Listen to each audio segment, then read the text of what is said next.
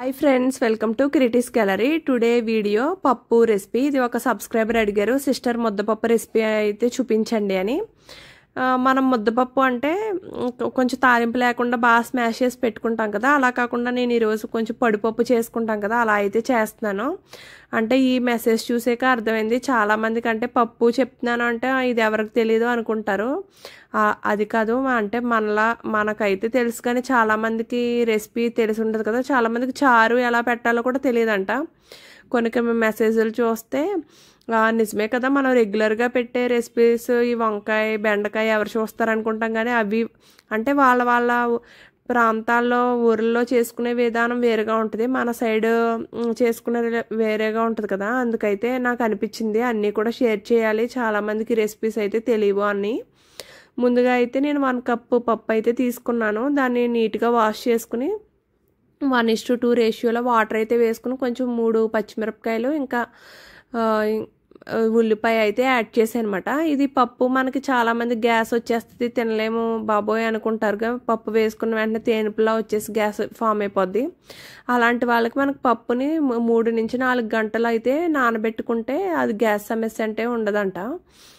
మా ఫ్రెండ్ అయితే చెప్పింది ఇది షేర్ చెయ్యి ఎప్పుడైనా నువ్వు పప్పు చేస్తే బాగా యూజ్ అవుతుంది మేము ట్రై చేస్తున్నామని అందుకని షేర్ చేశాను ఇది ఒక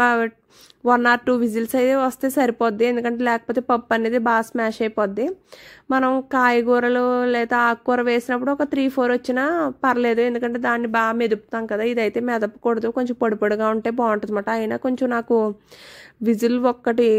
ఎక్స్ట్రా వచ్చేసింది చూడండి నేను ఇక్కడ షేర్ చేశాను సబ్స్క్రైబర్ అడిగారు అని తర్వాత అంటే దీంట్లో కావలసినంత సాల్ట్ ఇంకా కారం అయితే యాడ్ చేసుకుని ఒకసారి కలిపి అది ఒక్కసారి ఇలా కుక్ అయితే సరిపోద్ది ఇంకా తాలింపు పెట్టేసుకోవాలి ఇంకా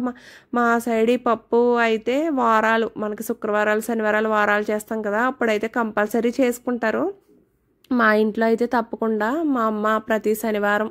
శుక్రవారం అయితే పప్పు ఉండాలి మా డాడీ పప్పు లేకపోతే ఆ రోజులో ఏదో వారం అన్న ఫీలింగే ఉండదని వేరే కాయగూర ఏదైనా వండితే అసలు ఊరుకోరమాట ఇంకా మేమైతే మార్నింగ్ టైంలోనే చేసుకుంటాం చాలా మా ఫ్రెండ్స్ ఉన్నారు వాళ్ళైతే ఈవినింగ్ టైంలో చేస్తారు అదేంటి మేము పప్పు మార్నింగ్ టైంలోనే చేస్తామంటే కాదు మేము ఈవినింగే చేసుకుంటాం వాళ్ళు జొన్న రొట్టెలతోటి అవి తింటారన్నమాట ఈవినింగ్ టైంలో చేసుకుని ఇంకంతే ఒకసారి పప్పు అలా కుక్ అయిపోయిన తర్వాత ఇంకా తాలింపు పెట్టేసుకోవడమే ముందుగా ఆయిల్ అయితే యాడ్ చేసుకుని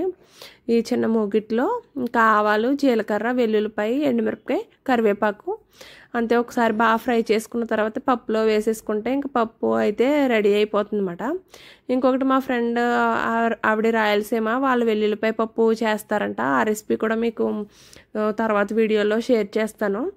అంటే మనం ఈ తాలింపులో వేసుకుంటాం కాదు వాళ్ళు పప్పులో వేసుకుని చేస్తారంట ఆవిడ చెప్తా అన్నారు ఆ రెసిపీ కూడా వాళ్ళు రాగి సంకటి ఇంకా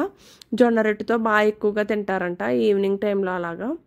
అంతే ఇంకా పప్పు అయితే రెడీ అయిపోయింది తాలింపు అయితే ఇందులోకి వేసేసుకున్నాను ఇంకా